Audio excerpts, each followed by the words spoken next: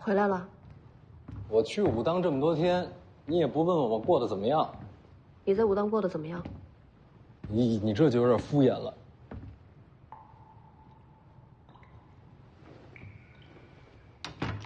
干什么呢？这下面是什么？地基啊。不对，我闲暇时练刀，全力踩踏，感觉这下面还有空间。这下面应该还有一层。我从小就在听朝廷闲话，这下边真有一层，我一定知道。你真不知道？根本就没有。又怎么了？王重楼把大黄庭传给你了。还能看出来？我以为都没了呢。别担心，别人看不出来，我不过是了解武当心法细节而已。你跟武当有渊源？家学渊源。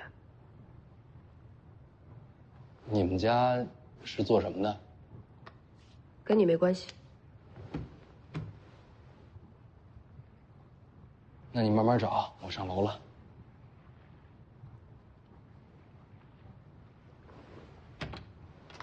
刀还我。秀东啊，本来就是借你的。我用着挺顺手。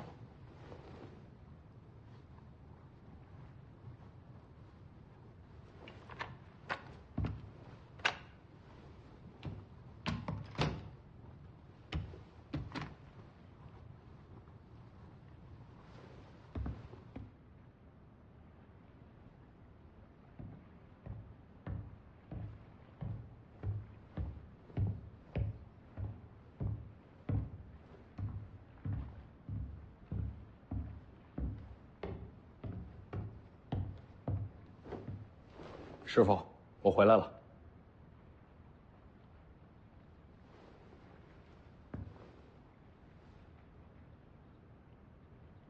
好棋，杀机暗藏。哦，看出杀气就错了，重新下。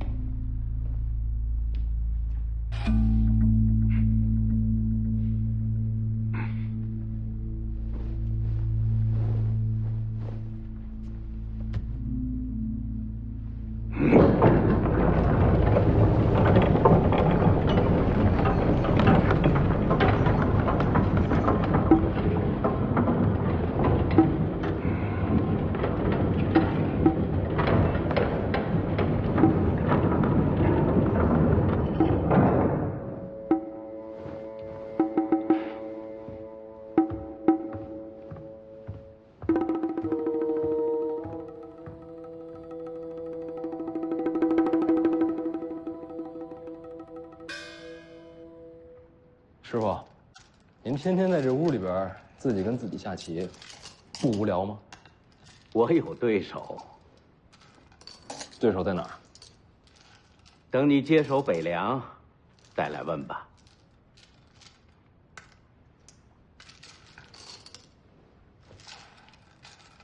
我已经答应徐骁了。徐骁让你来听朝廷的？是。那就下去吧，他会给你答案。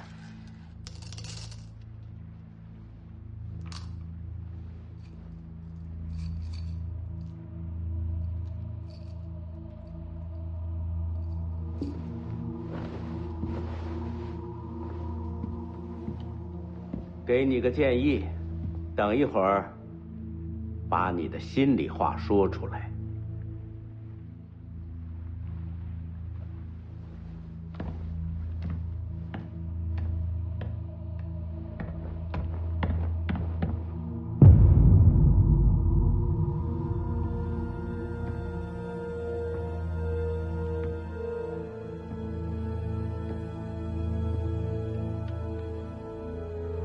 你怎么找着的？门是你父亲打开的。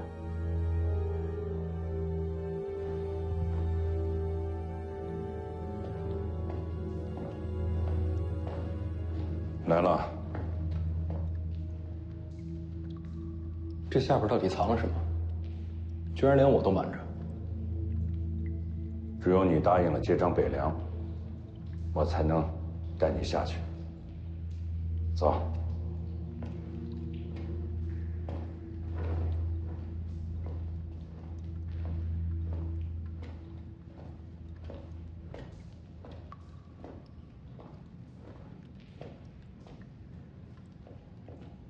你师傅都跟你说什么了？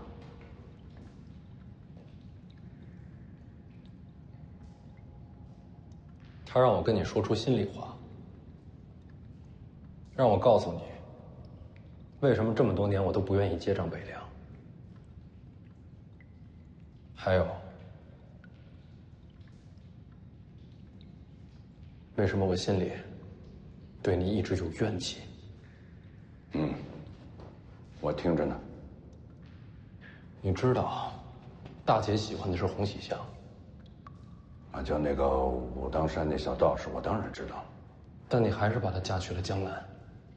啊，因为这样，能换来江南文坛对北凉的支持。是。二姐这次回来只见了我一面，你也没留她。没有。你让她去上阴学宫求学，是为了让天下学子渐渐接受北凉。不错。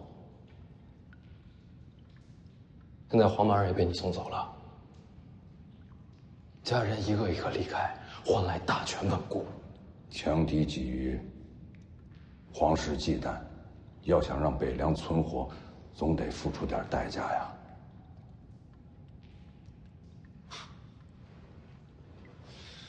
所以在你心里，家人没有北凉王位重要。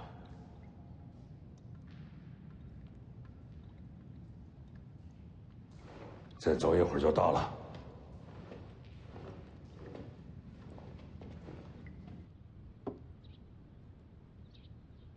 先天地圣，快逃！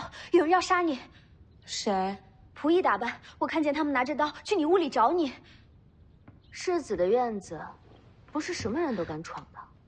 我拦着，你跳窗走。二小姐要想杀你，她是不会让手下代劳的。我知道。人呢，我是替你挡了，刀我也给收了。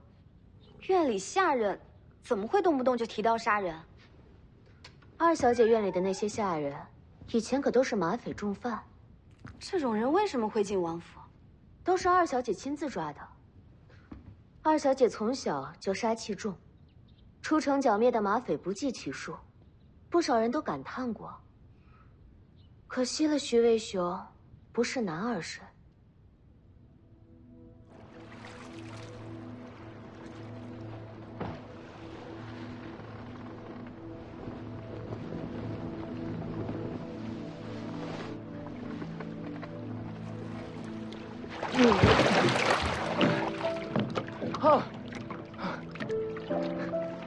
回来了，好不容易回家，怎么不多留2天？家里怎么样？谁送你的？怎么我送你的就不要啊？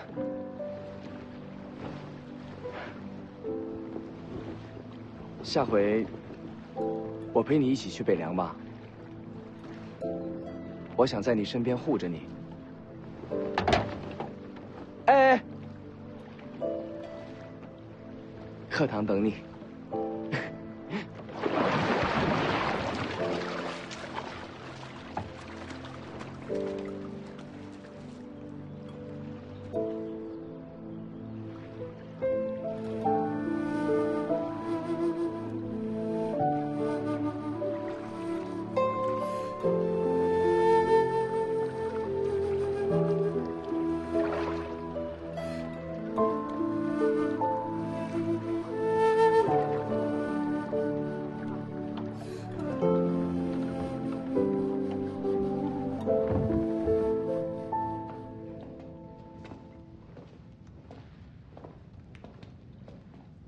你腿没事吧？啊，我们现在已经在湖底了，这个地方湿气太重。没事儿。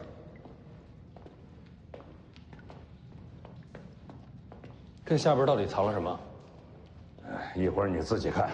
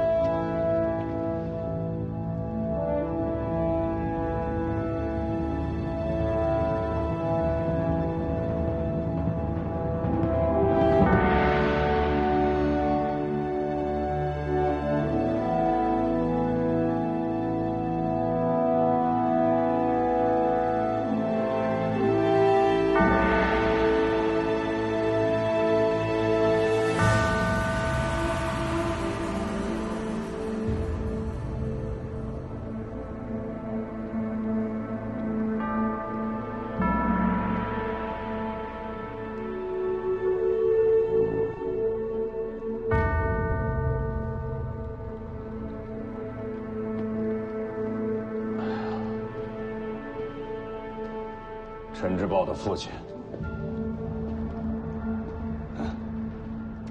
哎呀，锦辽之战，他用命换了我，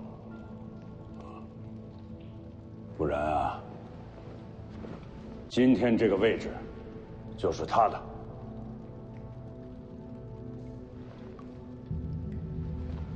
人人呐，都让我提防着陈之豹，可我知道，北凉对他到底意味着什么。王翦，义缺大败之时，他用双手托起了城门，让我去逃命，自己却落个尸骨不全。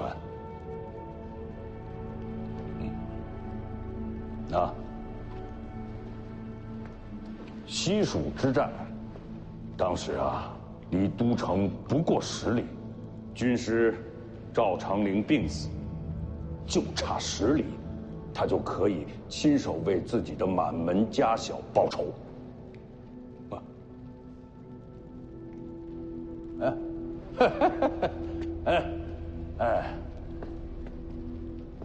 这个破锣嗓子啊，还特别爱唱歌，啊，范蠡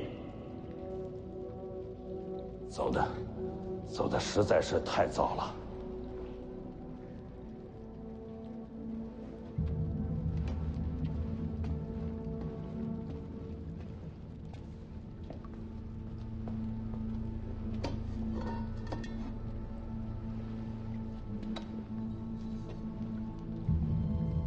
韩立本无死罪，为树军纪，我亲手砍下了他的头颅。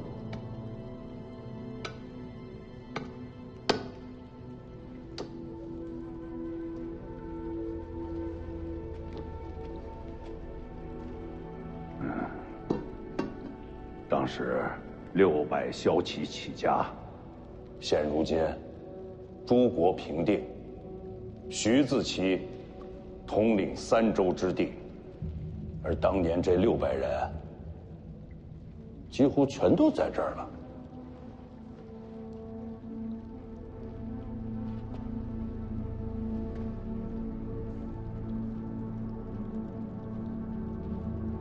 为何不设祭品？用不着，他们不需要这些。儿子，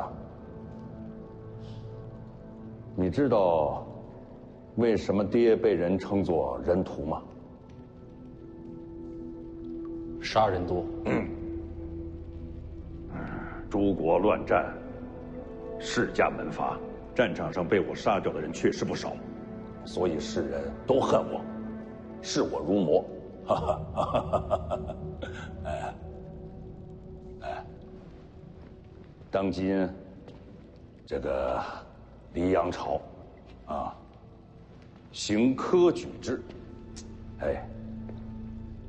这对天下人来说，不论贫富贵贱，都是个希望。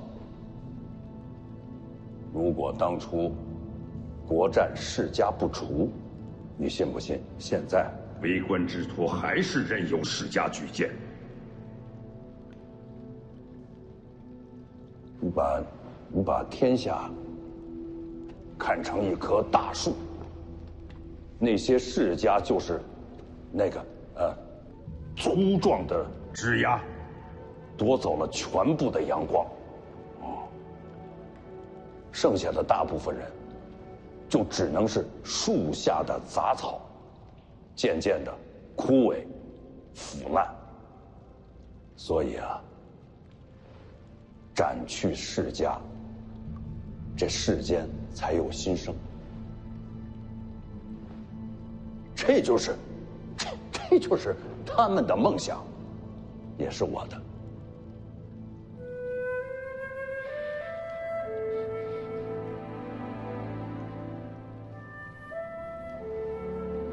你大姐嫁去江南，你二姐去上音学宫，都是他们自愿的。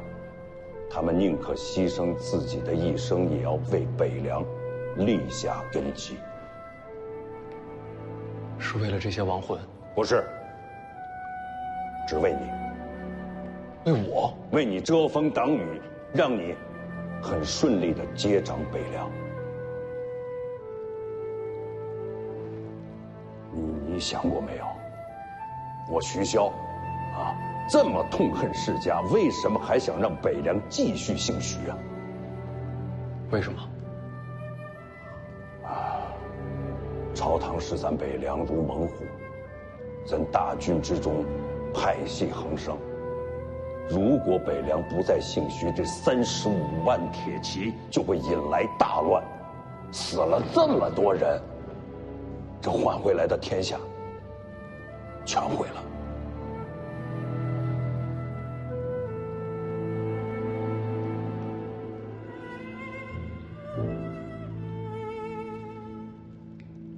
以前为何不告诉我？你不自愿的接掌北凉，我就不能带你到这里来，这些话也就不说给你听。我大概明白了，你不是贪恋权位，徐家的牺牲是为了这些人共同追逐的一个梦想。也就是我二姐所说的责任，这就是你接掌北凉的真正的理由。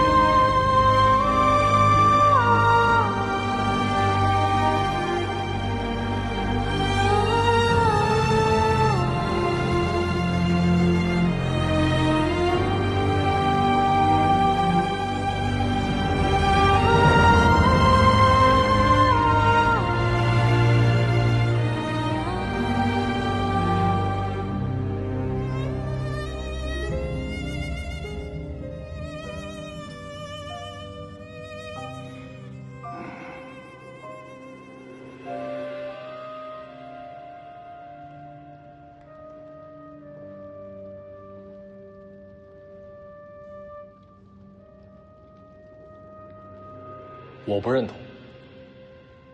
为百姓求生机，保天下无战事，这梦想非常好，但我不认同你的手段。用杀戮和诡计换来的北凉，还值得他们托付吗？你不要太天真好不好？不弄脏双手，怎么保得住北凉？太难了吧？再难也不能妥协。我接手北凉，但不会走你的路。我会守护梦想，也要保护家人。世上之事，等两全吗？你心不够狠，什么都守不住。我想试试。行，给你机会，让你去面对现实。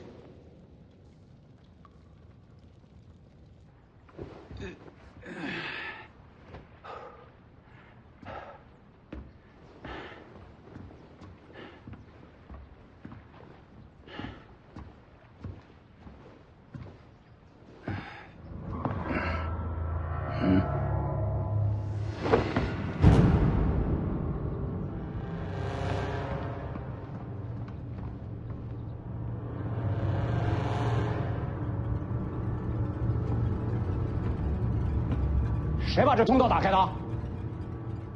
北凉王。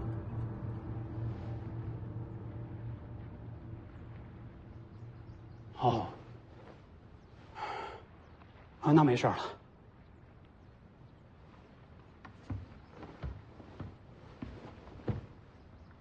通道这事儿，麻烦阁下别往外说。知道。我会替他们保密的。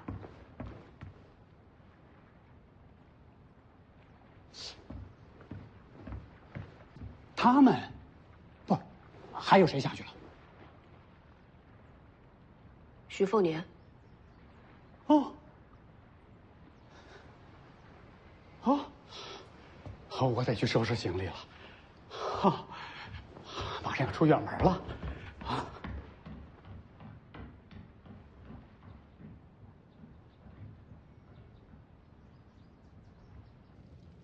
要我离开灵州，去哪儿啊？不是你不是说要去武帝城，帮着老黄把那个剑匣子给取回来吗？大黄庭我只留下6、7成，还斗不过王献之。取个剑匣，用不着跟王献之动手。再说了，此行是你接掌北凉王的必经之路。这江湖行跟接手北凉又有什么关系啊？过年后，你走你的江湖，我去我的京城。2路齐走。你要亲自去京城？你接收北凉最大的障碍，就是在于朝堂。北凉王位虽然有世袭罔替，但是朝廷早就想废除此制，到时北凉必将引发大乱。所以帮你博得世袭罔替，我们才能站住先手。那皇室又不是傻子，怎么可能把这名分给我？我会帮你安排好一切的。哦，对了，你不是想念自家姐弟吗？这次就给你这个机会，去见你大姐、二姐，你还可以去龙虎山跑一趟。哎，你到底要干什么？我要跟朝廷做笔交易，我要让你大姐跟二姐都回家，把江南还有上阴学宫的布局全给撤了，就是为了替你保住这世袭罔替的机会。你是说我能把他们接回来？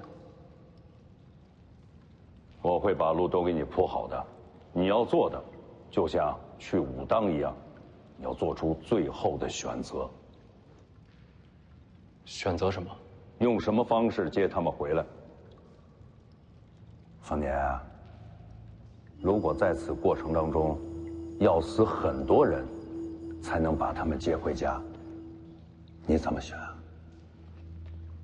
我会找出第3条路。世上哪有这么多老黄啊？找出来的往往可都是死路。事在人为。好，我拭目以待，我拭目以待，啊！现在你先上去，我想再陪他们多聊会儿。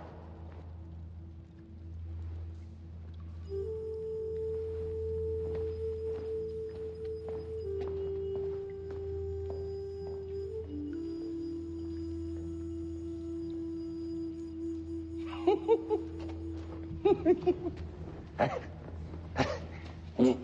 你们都听见了吧？啊！不过你们也说说，啊，有我这样当爹的吗？有吗？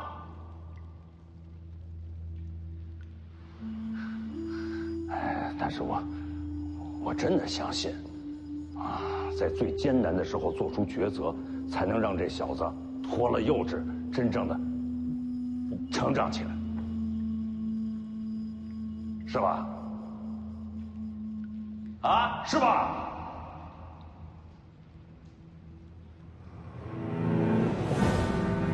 行了，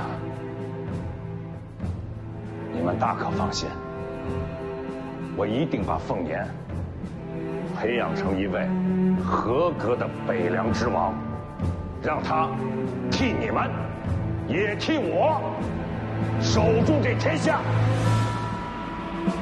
啊！啊！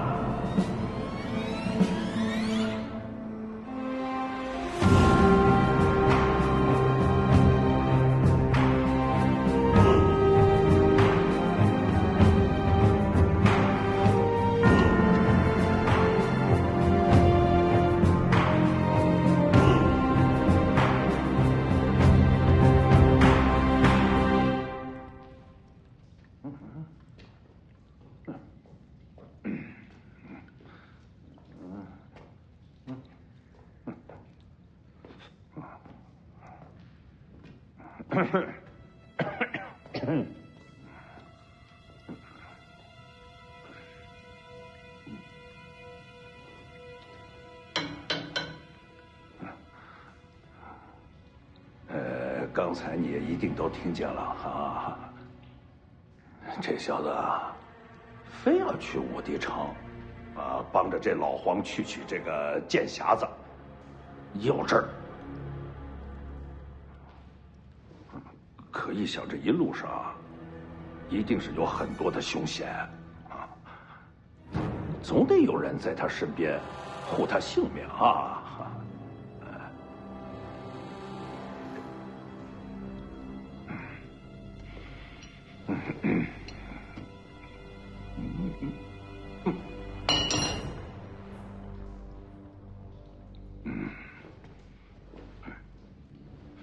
就算这小子安安全全的到达了武帝城，这要碰到了王先知，还真不好说了。听说王先知最近武功有大涨，还真了不起。你说，万一这小子一冲动啊，跟王先知干上了，那一定就没了性命了。说这王先知哈。怎么见谁灭谁？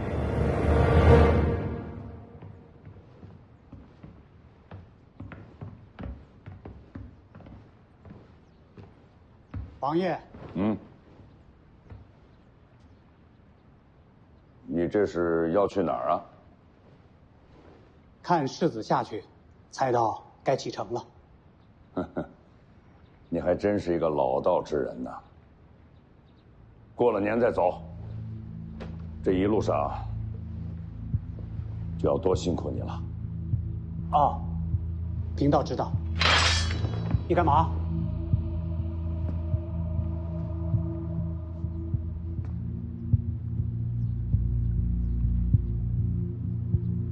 说起来。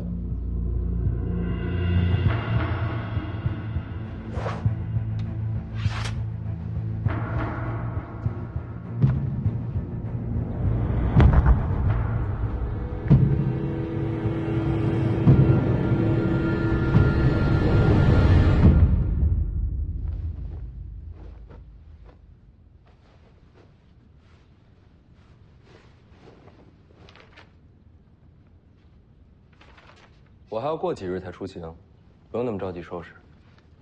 世子出行，细致些才好。还赌不赌？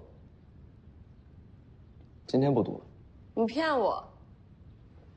明日陪我访客，算你辛苦钱。多少？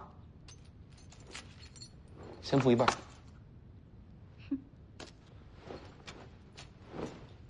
记得帮我备些礼物，明日带上。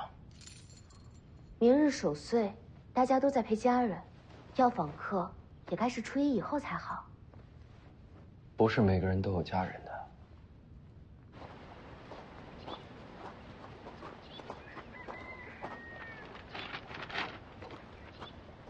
歪了。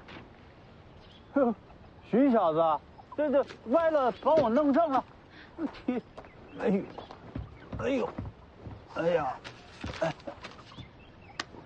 坐，东西放进去，放桌上就行啊，记得把炉火点上。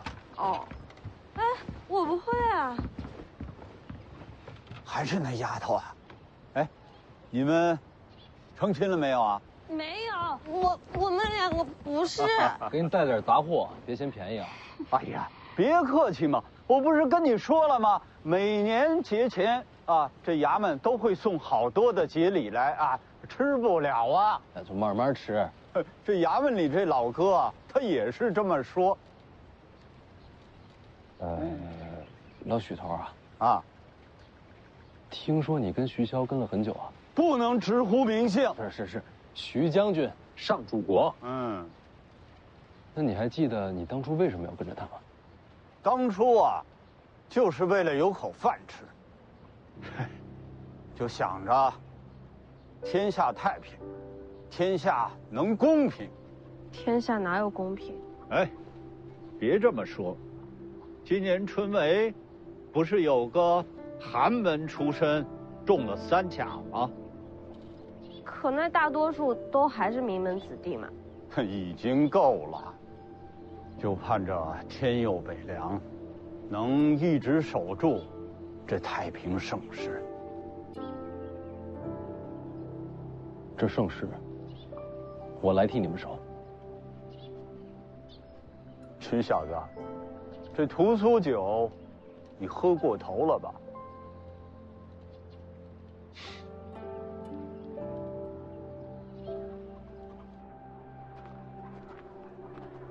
你觉得我当北凉王怎么样？你觉得自己比陈之豹强啊？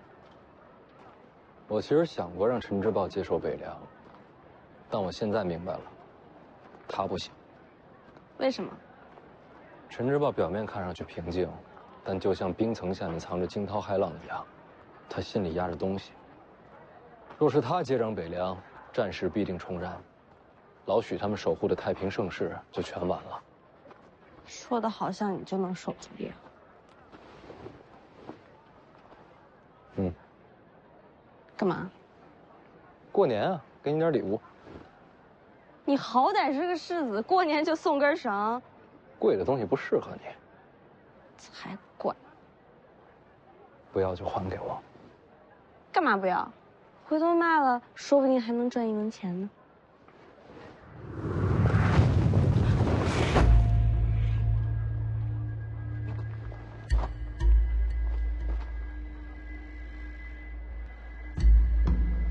你不就是林探花身边那个樊姑娘？徐骁把你放出来的。回世子的话，我叫舒修，舒服的舒，害羞的羞，还挺好记的。樊姑娘是化名。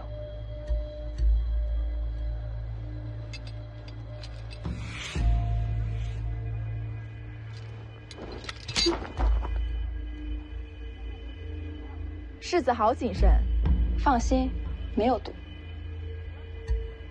王爷说世子行事但求2全，令娥妹回来之后又被押进了地牢，本来是要问斩的。既然世子想2全，那是杀是放都由世子决定。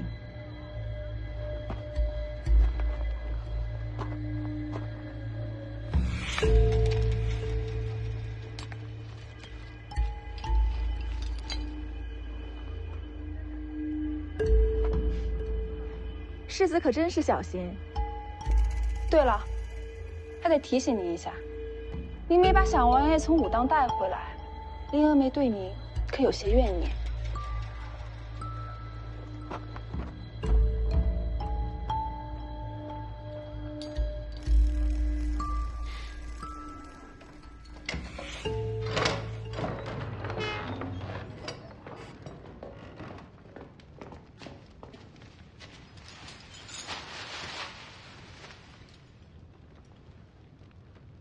你没把小王爷带回来。皇马让去龙虎山了。龙虎山？那等于交到皇室的手里了。不管我做了什么，你信我也好，不信也好，都不重要。重要的是，你想不想见到黄满儿？人都被你送到龙虎山了，我还怎么见？我年后出行，路过龙虎山，可愿同行？好，我会亲自接小文回北凉。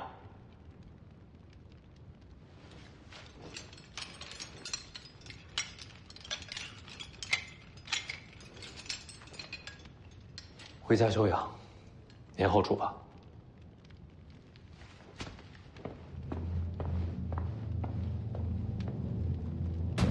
徐骁口口声声说不要忘了600老兵，但是他自己呢，一天天的就想着军中派系斗争，我都替老许头不值。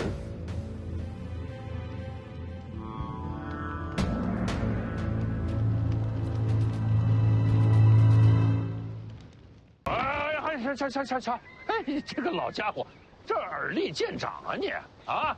哎呦，老哥哥，哎呦，这你来了，来了，这不是年下了吗？这衙门呀害下了点儿这个米粮，我想给你送回来，给你个惊喜。你看，没想到啊，骗得了你的眼睛，躲不过你这双耳朵。刚才啊，我还跟那个徐小子说你呢，你要是早来一会儿啊，你们俩就见着了。老哥，你在衙门里做事，以后有机会你多帮衬帮衬他。他呀，他没什么可帮衬的。这算我求你了啊！拜托。行了，不说他了。哎，这个年根底下了，你有什么想要的，还有事情想要做的，都说给我听听。倒是有个小遗憾，但是老哥你呀，也帮不上我。啊？你说说看。我这辈子啊，唯一的遗憾就是没看一眼徐将军。从600铁甲骑兵开始，打到天下太平，愣是跟徐将军连句话都没有说上。哎，你说这遗憾不遗憾？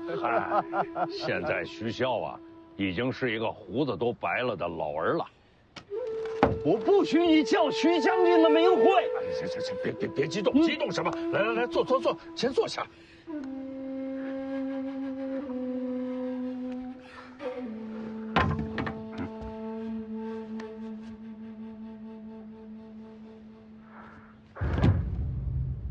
荆州18老字营，鱼骨营，末等骑卒，徐永官拜见将军。你怎么就认定我是徐骁呢？把我眼睛打伤的那一仗，您来看我们这些伤兵，握着我的手对我说：“一定要活下去。”虽然我的眼睛看不见，但您的这双手让我记了一辈子。老兄弟，快起来，来，哎，坐。哎，徐将军呀，我斗胆问一句，那个徐小子敢是您的？我儿子，徐凤年。哎呀，恭喜徐将军啊！您和王妃生了个好儿子，我这辈子知足了，没有一点遗憾。徐将军，我再多问一句，当年那些老兄弟还活下来多少？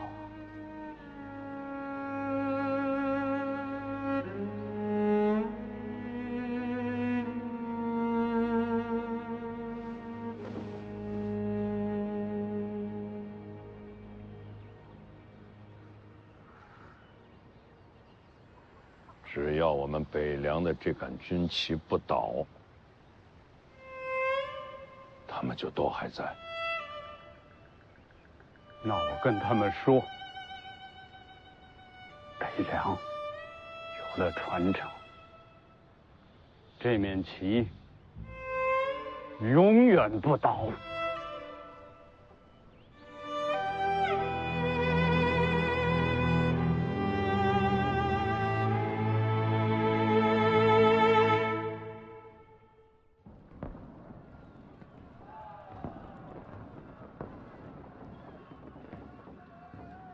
守岁还在读书啊？岁月这东西，守也守不住。这么欢快的日子，别说的这么通透。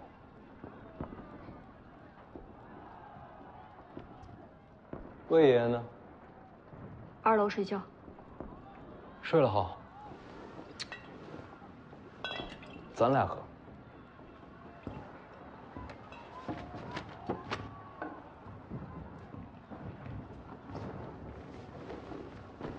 往年过年都能看雪景，今年啊，只能喝寡酒。来，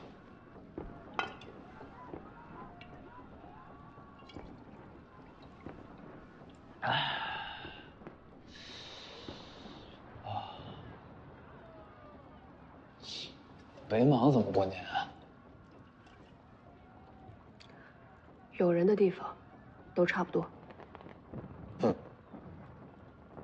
一样的人，一样的年，偏偏要打你死我活的仗。唉，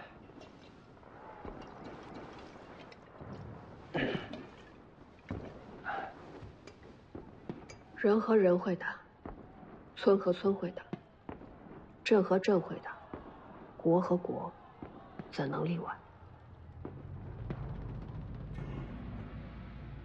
说得好。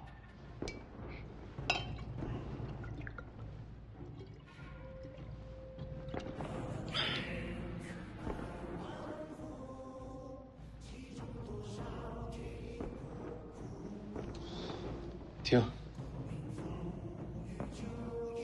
煌煌北凉镇灵歌，我二姐的词，我谱的曲。每到年关，都有30余名乐师，160名舞姬在城内奏乐配舞。你要是这会儿出去，能看见灯火珠白昼。听就好了。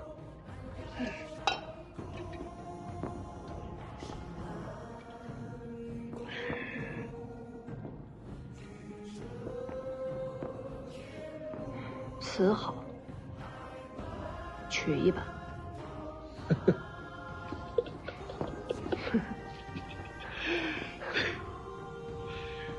我二姐也这么说，没准你跟她投缘。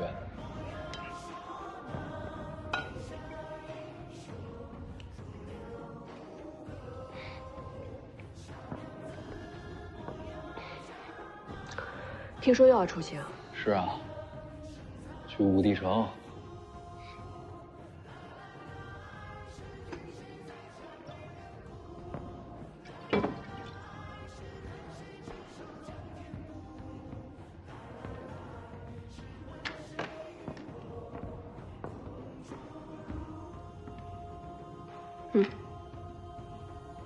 还是借的，回来还我。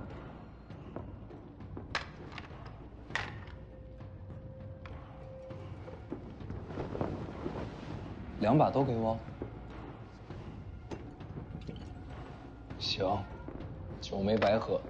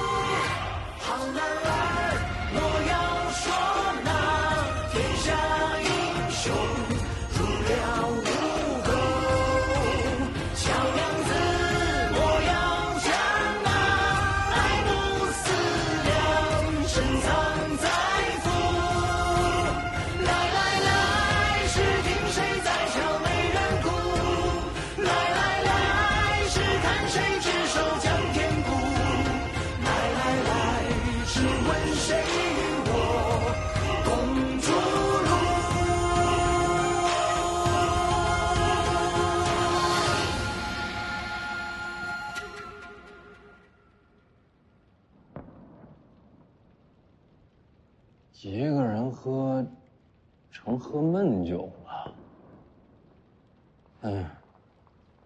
再找个人喝。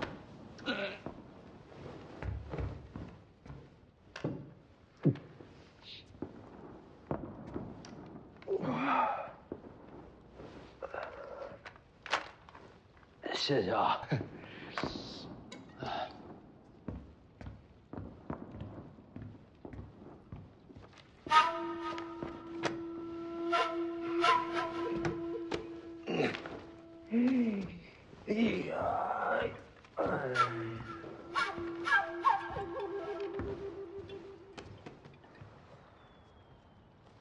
你不是这儿的，抄书的。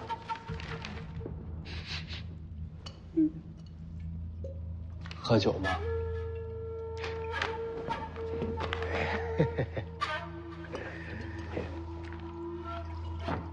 哎，给我留一口。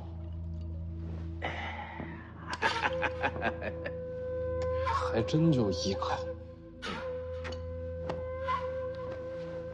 我跟你说啊，这些都不是秘籍，秘籍在上边。走走走，我带你找秘籍去。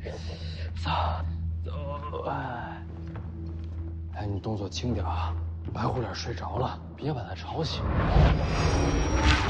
还有啊，你别拿秘籍，秘籍不好卖，你去4楼都是古玩奇石之间。你说白虎脸睡着了，我是不是应该守着他呀？你说的有道理，我得看着点他，别到时候吐我衣服上。那我走了，你少拿点，别太贪啊。曲骁居然生出你这样的儿子，有点意思。你说什么？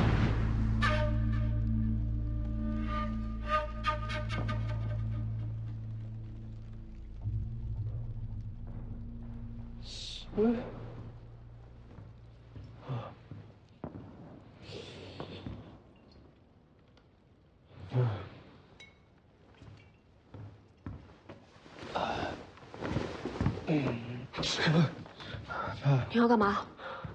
醒了。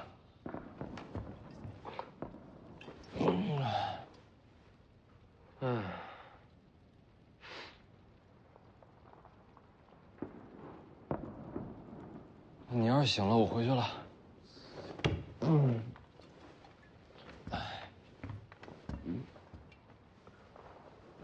要不我送你回去？不用。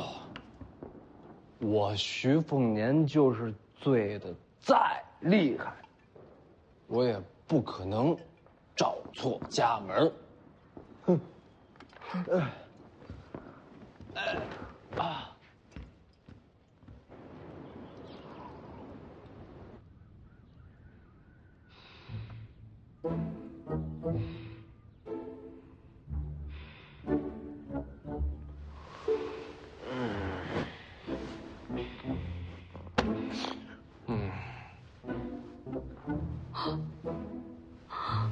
徐凤年，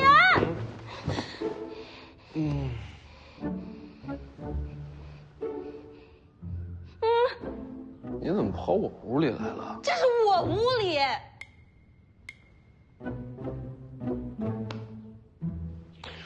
没事，我就是昨天晚上喝多了，走错路了。你别担心，我跟大家解释清楚。什么都别说。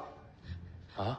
千万别说！我告诉大家是我走了。那你喊这么大声，外边都听见了。不要解释啊！你快点走！穿个鞋。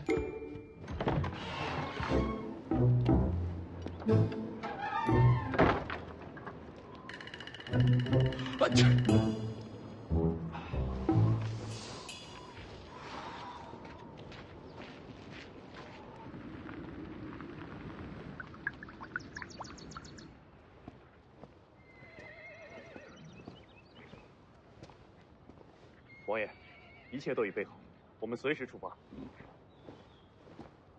你出发以后，按照你的要求，宁峨眉会率领100凤子营的骑兵与你随行。你出征以后，就能看到他们了。青鸟为你驾车。从现在开始，爹说的每一句话，你都要谨记在心，啊，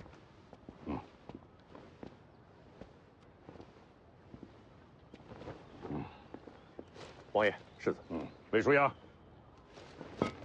王爷，魏舒阳，博学多才，尤其是在武学上的造诣非常了得。以后啊，你要多仰仗他。魏爷辛苦了，世子不辛苦。他叫舒修啊，你是见过的。他呀，熟知江湖上的各种门道，如遇什么特殊情况，你可问他。什么都可以问哦。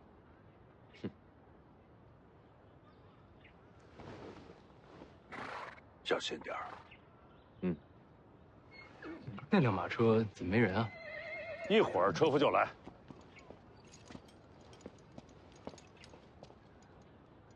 你跟过来干什么？江离去哪儿，我就去哪儿。莫名其妙，江离又不与我同行。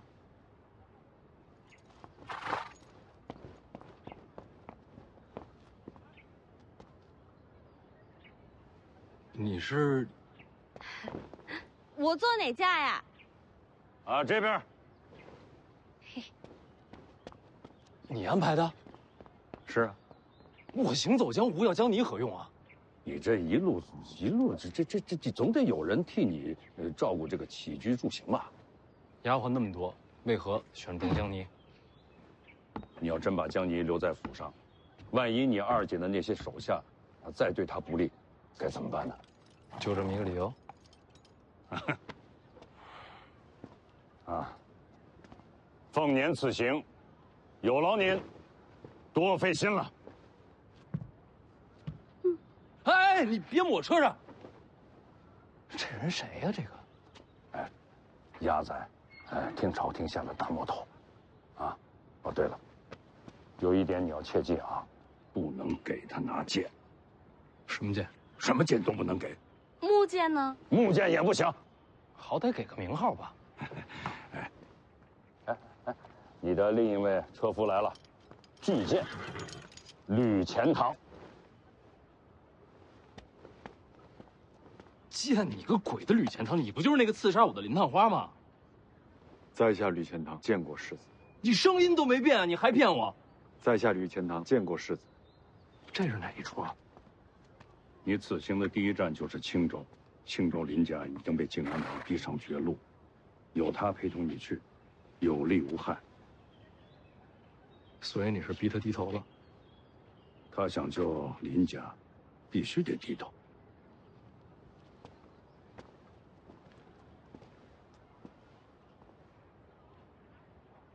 百足之虫，死而不僵。你们林家在青州还存有一口气，想要保住这口气，别忘了我跟你说的话啊。是。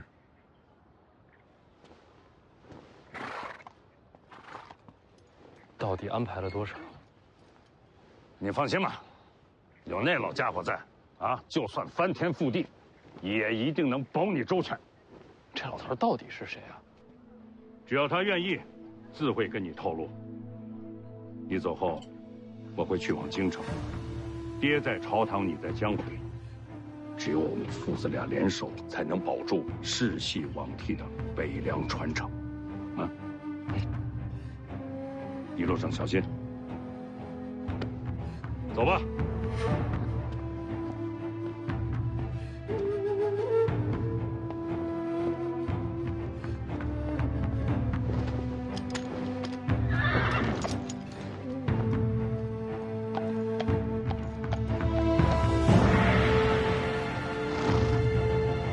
你这一路还有多少计划？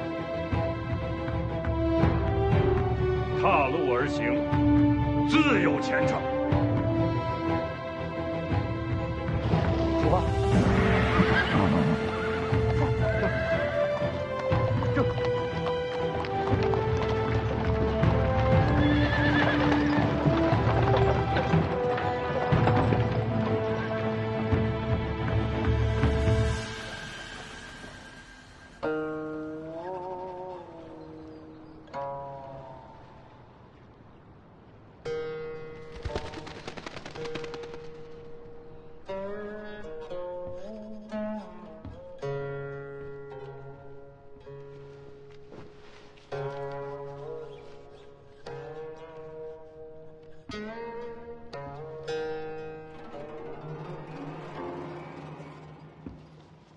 安心了？出什么事了？与你无关。不能这么说，将来你我会是一家人，你的事就是我的事。红痴，古剑在你手里。滚！男欢女爱，天道使然。这上阴学宫里能配得上你许魏雄的，非我莫属。哎，你还是再考虑考虑吧。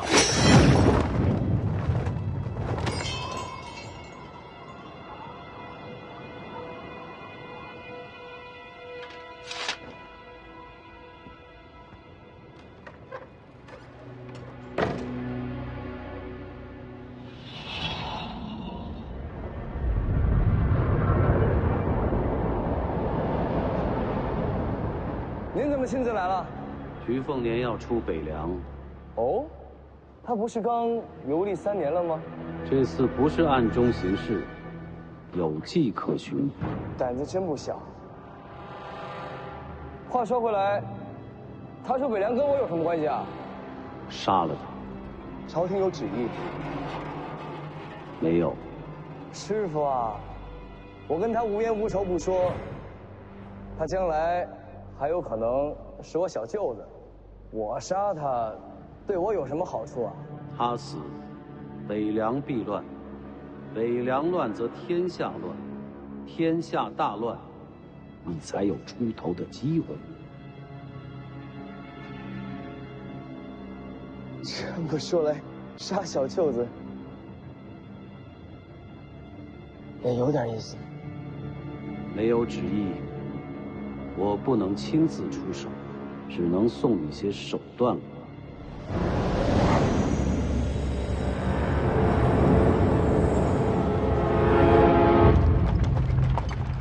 凤子营100名骑兵，就在前方后面。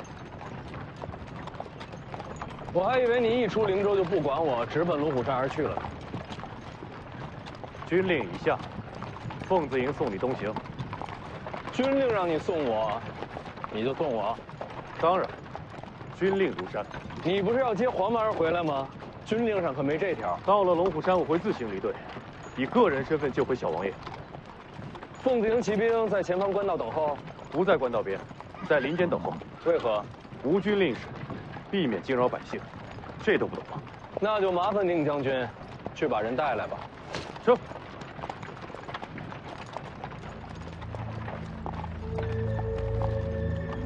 世子，请留步。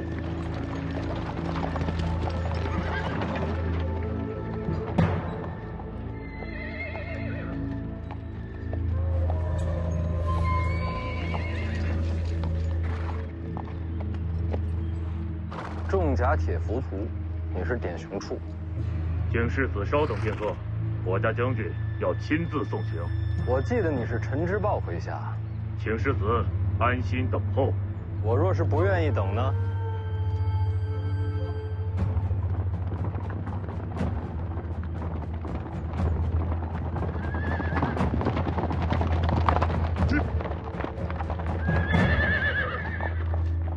世子出行也不使唤一声，路球愿为马前卒，为世子这边坠镫啊！庆典呢？让路。楚将军，你这弩怕是射不穿铁浮屠的生铁甲。要不你试试？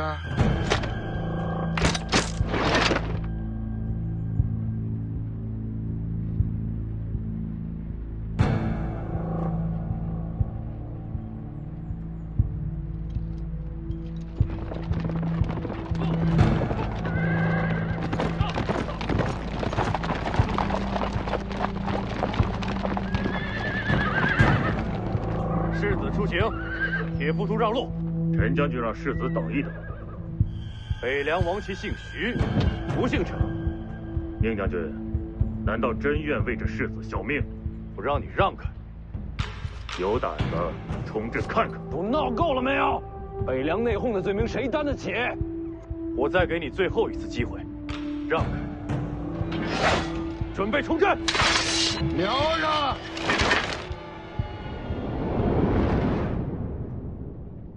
你不是要保护徐丰年吗？等他快死了，我自然会出手。外面百战精兵，你一个人能挡多少啊？千军万马，不过就是插标卖首嘛。大话谁不会说呀？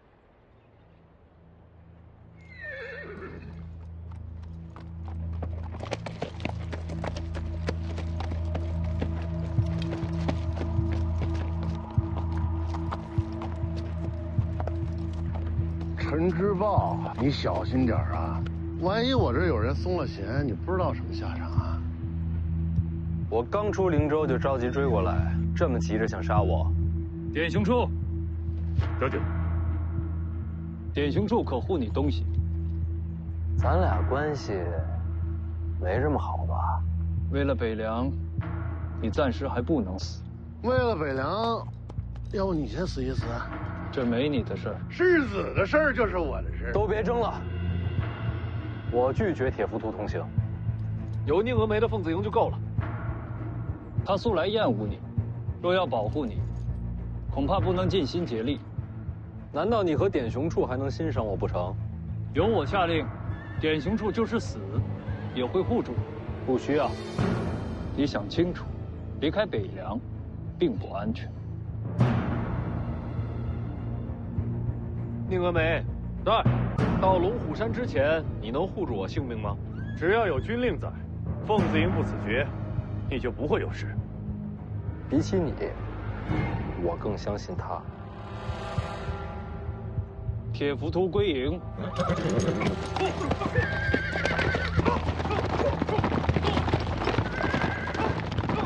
重骑退了。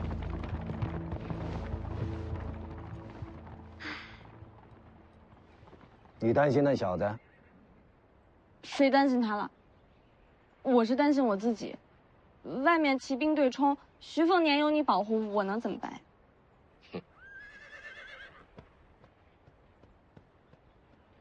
我已经决定接手北凉了。你不够资格，这次出行就是给自己争一个世袭罔替。这些都不重要，要接北凉，必须3点：一，心狠；二，多谋；三，人脉。这3点，你都不够。你这话说的跟徐骁差不多呀，能不能有点新意？对。你呢？这3点你都做到了吗？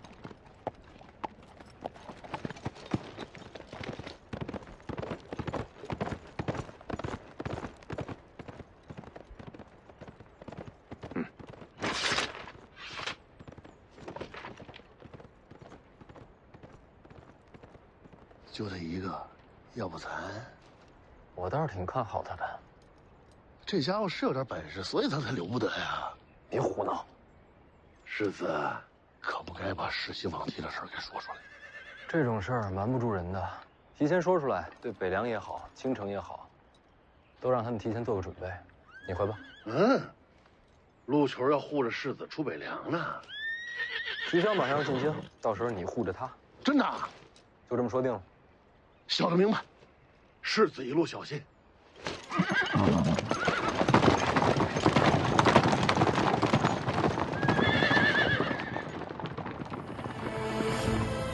出发。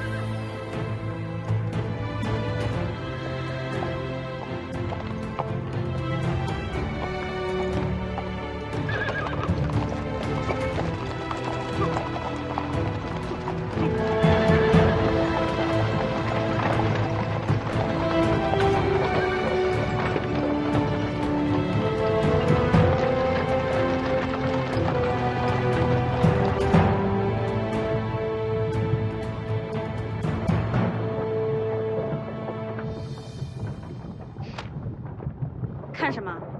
嘿，小丫头资质不错，想不想跟我学点真本事？不学。为啥不学？当年来求老夫想做我徒弟的笨蛋，可以从北凉排到东海。所以笨蛋才想做你徒弟啊？知道我是谁吗？我管你是谁。这倒是。连我自己都快忘了自己是谁了，又有谁还能记得木马牛啊？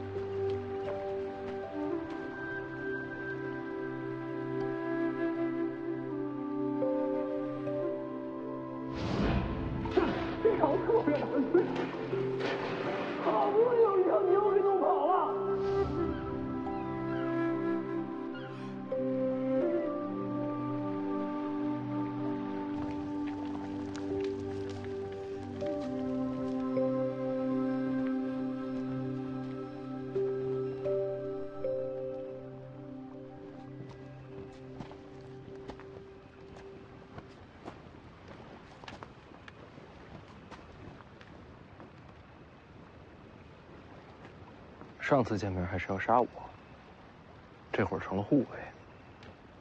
习惯了就好。我记得上次不是这把剑。此剑名为赤匣，是上主国给我的。你是读书人。读书人也会用剑。读书人心性难测，说不准哪天你还会拿剑刺我。只有你活着，上主国才会给我林家最后一条生路。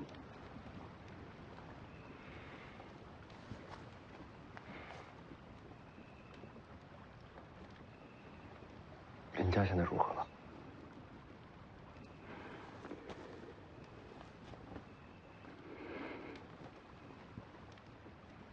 已经被靖安王抄家。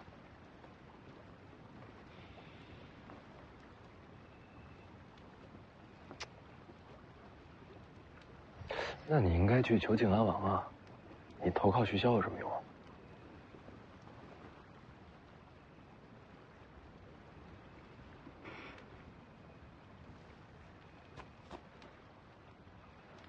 你根本不知道你爹有多可怕。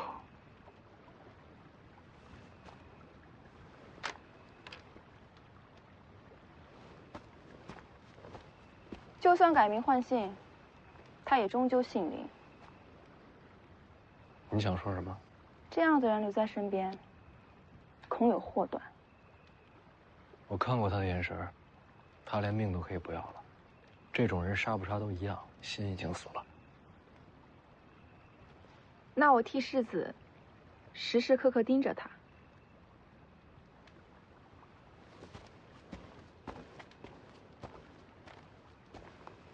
世子，怎么不进去？今晚我守上半夜。不用守夜了，凤子营附近扎营，安全得很。生死还是不要交到别人手里比较好。下半夜谁守？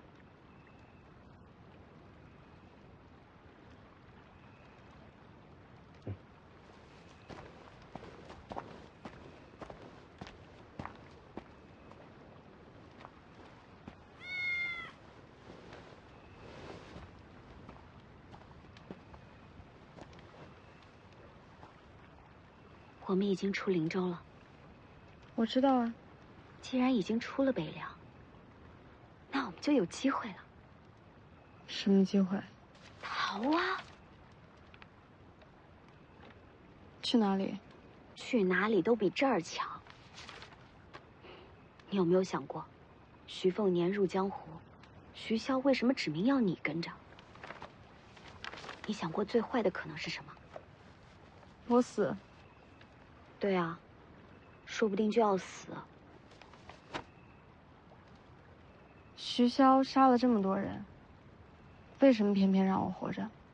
关键时刻，楚国公主的命还是挺有用的。他要杀你？不是杀我，是拿我的命换东西。江离呢？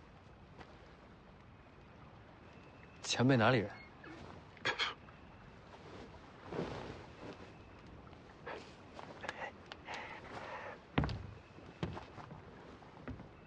你总得有个准备啊！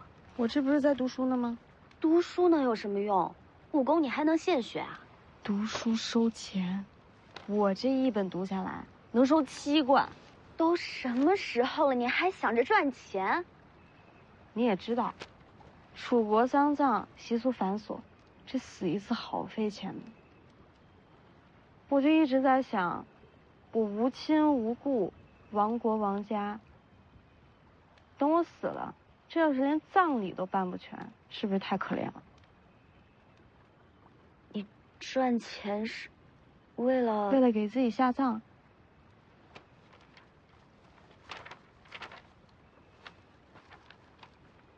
那你为什么要一直刺杀徐凤年啊？是因为恨徐家？不是。还能是因为什么？因为世子寻你，终于要读书了。我陪你一起去，只叫了江离一人。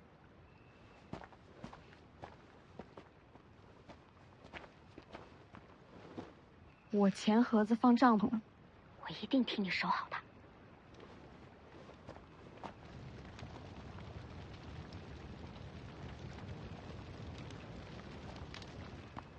读书吗？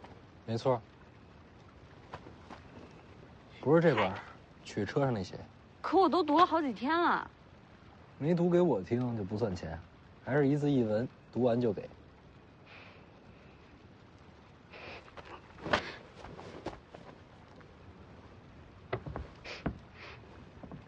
你不觉得难闻吗？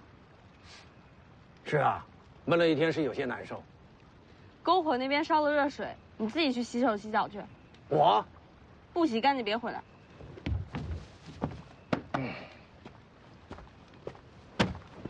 读哪本？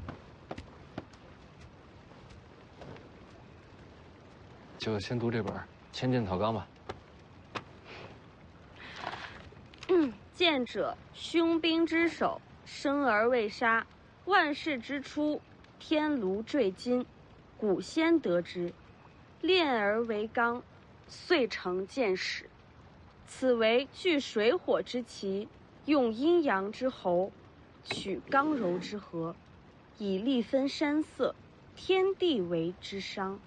剑以刺激身形为数，所谓梨花舞袖，飞空白雪，日月跳丸，回马思乡，皆为奇术之用，术可轻传，为道难言。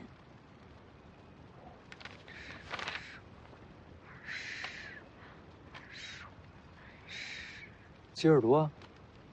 我数数多少字？读完一块儿算。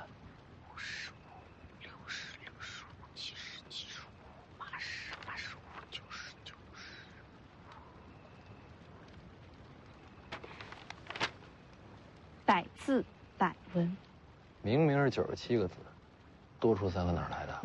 不就多3个字吗？你怎么这么小气？钱是我出。97就97，我继续读了。剑道，守微秩序，其意幽深。道有门户，亦有阴阳。正心修气，与神俱往。呼吸内实，法尽不僵。都是屁话。这书啊，误人子弟，满纸荒唐。前辈知道这书？千剑草纲嘛。杜思聪在写这本书的时候啊，是想抛开剑招技巧，专求剑道剑艺。可惜终究水准不足，反而有失偏颇。写书的时候我就训斥过他，可惜他还是走错了路。写《千剑草纲》的杜思聪，被您训斥过？他来求教于我，在雪地里面站了3天3夜，我才勉为其难的点拨了他3句。你就吹吧，人家这本《千剑草纲》可是被黎阳朝纳入武库的，你有本事自己也写一本啊！老夫一向独来独往，心中万千气象，不屑付诸笔端。还吹，没完没了了。我继续读了。前辈都这么说了，换这本《杀精剑诀》试试。杀精剑诀。入海千里，有声巨兽，乘潮而行，其声如雷。养无畏锋刃之心，纵万顷波涛，一剑斩之。想法虽好，但剑诀不行啊，撑不起这场面。这本啊，还比不过刚才那本。好，那再换一本。这个，《绿水亭甲子习剑录》，王重楼给的剑术小册子。这本是求剑术招式的，你大黄庭都没稳住，练这个有啥用啊？太玄感应篇，有物混成，先天地生，唯相无形。内功真解是武当的框架，想把大黄庭变成自己的真气，就得靠自己去解。有道理，那不念了。那再换一本。今天算了。我才念几个字儿啊？我算一下，195个字儿，195文钱。